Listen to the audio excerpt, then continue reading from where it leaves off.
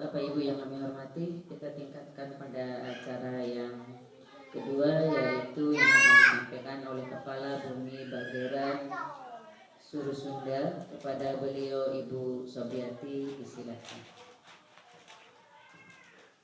Terima kasih. Assalamualaikum warahmatullahi wabarakatuh. Apa kabar adik-adik, anak-anak semuanya? Alhamdulillah baik.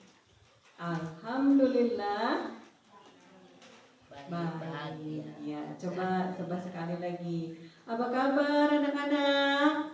Alhamdulillah baik. Iya, terima Bahagia kasih. sejak. Amin. Aduh, mohon maaf sebelumnya.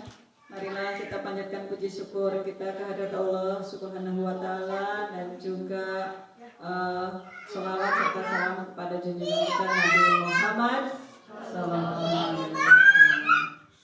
Yang saya hormati pembina dari Bumi Bageran Group yang membawahi toko berikhtiar Bumi Bageran Busana, kemudian Limbaren Bokit Bumi Bageran Surusunda, dan Bumi Bageran English Course.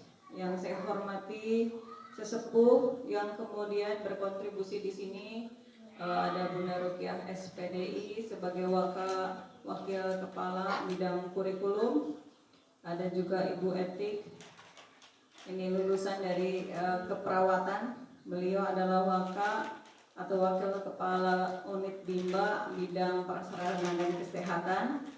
Yang saya hormati semua dewan gurunya, dewan motivatornya. Tidak lengkap hari ini memang karena saya izinkan untuk tidak lengkap karena ada beberapa hal yang beliau urus. Yang saya hormati wali peserta lomba mewarnai dalam Harlah Bimba Rainbow Kit yang kedua, dan yang saya cintai semuanya. Hai jawabannya halo. Hai. Kalau Bunda bilang halo, jawabannya hai. Iya. Anak-anak halo. Hai. Halo. Iya. Tangannya boleh digerakkan. Iya. Jangan diam aja. Ini Misha dan ini Afir malah nggak hadir, mungkin ada halangan, nggak apa-apa. Nanti bisa diserah terimakan pada kegiatan pembelajaran. Saya ini membuka Bimba karena berangkat dari kebutuhan saya sebagai seorang ibu. Kebetulan saya hamilnya berapa kali kondisinya sama saja. Gak mau bangun, gak mau makan, gak mau minum. Lihat suami bau katanya gitu. Lihat anak juga masih jauh udah kecium bau, sana jauh-jauh. Pokoknya bukan diriku lah ketika hamil. Kurang gizi sudah pasti karena tidak mau makan, muntah terus, minum air bening pun bagi saya itu sangat bau, menyiksa sekali. Jadi kalau saya kurang gizi, anak saya juga kurang gizi. Jadi ketika anak saya kemudian tumbuh, ternyata perkembangannya tidak seperti yang lain, saya sangat memaklumi. Tapi jelas dia butuh bimbingan belajar yang intensif karena anaknya aktif sekali. Kalau di sekolahnya lari-larian aja sama teman-temannya. Pokoknya kalau nggak didampingi secara intensif, maka akan sulit baginya untuk mendapatkan edukasi yang sesuai kebutuhannya. Maka saya mencari informasi apakah layanan pendidikan yang intensif gitu. Akhirnya ternyata selain jalur formal yang ditempuh anak saya, karena anak saya tetap sekolah di sekolah formal, saya mencari informasi ternyata Bimba solusinya. Dan daripada jauh, daripada harus menempuh perjalanan yang memakan waktu, dan saya pikir anak-anak yang lain juga karena zamannya sekarang anak aktif, kalau diajar dalam kelas yang banyak, anak 20, gurunya 1 atau 2, pasti kerepotan. Karena anak-anak sekarang selain energi aktif, juga sangat kritis. Karena mereka sudah belajar dari media sosial.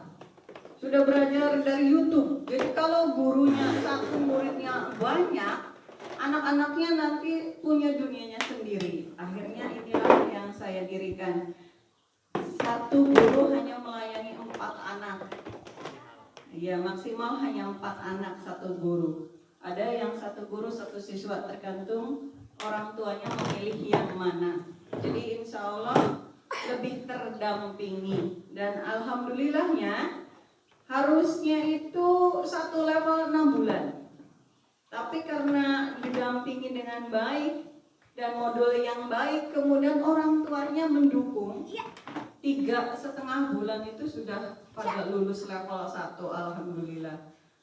Kemudian dilanjut ke level berikutnya. Setiap level itu ada ujiannya dan ada sertifikatnya. Jadi kalau ada tanya dapat ijazah enggak? Ya dapat lah, sertifikat dengan ijazah kan sama.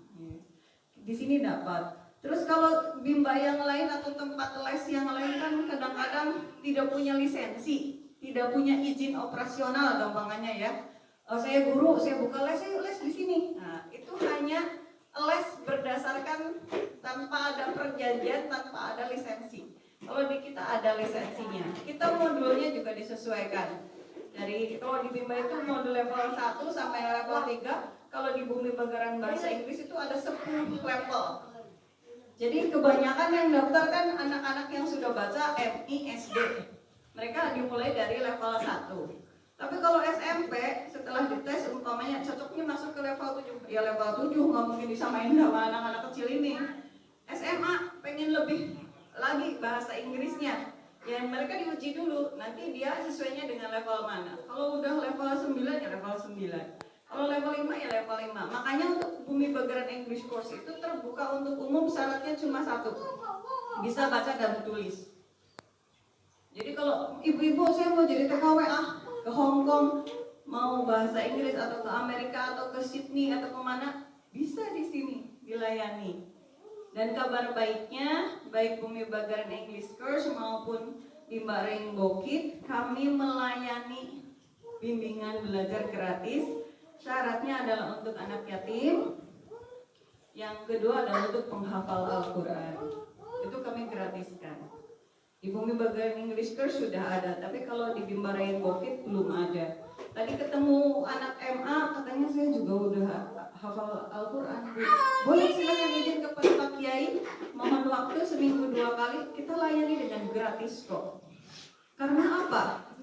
Karena mau sesoleh apapun anak-anak kita, mau secerdas apapun anak kita, sekreatif apapun anak kita, ketika kita terhalang pada komunikasi internasional, maka kita akan sulit menunjukkan inilah hebatnya anak suku Sunda, inilah solehnya anak Indonesia.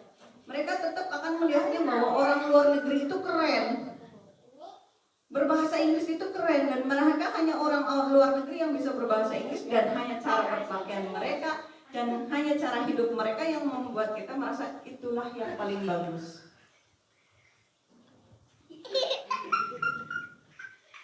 Tapi kalau seandainya anak-anak solihah ini yang sekolah di MI, di SD Muhammadiyah, di SD 1, SD 3 dan sebagainya, TK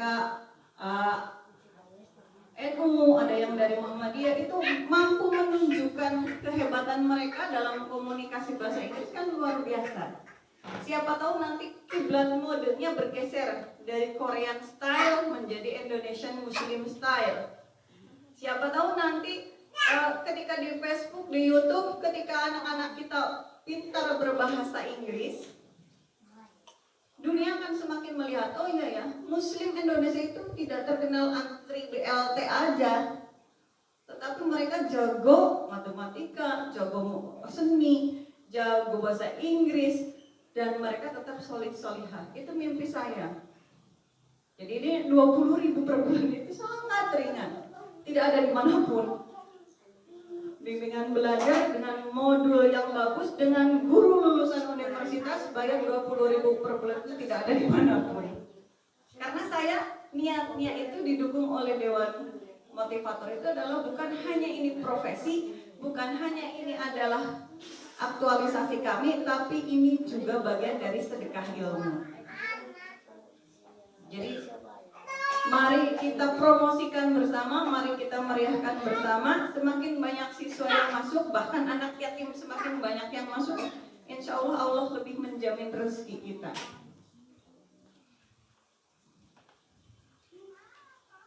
Mudah-mudahan selalu diberi kemudahan, ada berkah di setiap halnya. Iya.